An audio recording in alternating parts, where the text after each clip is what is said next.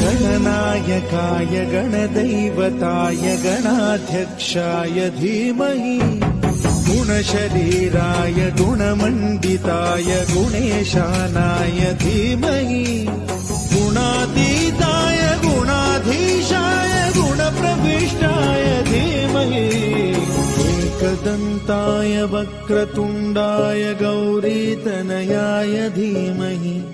गजेशानाय भालचन्द्राय श्रीगणेशाय धीमहि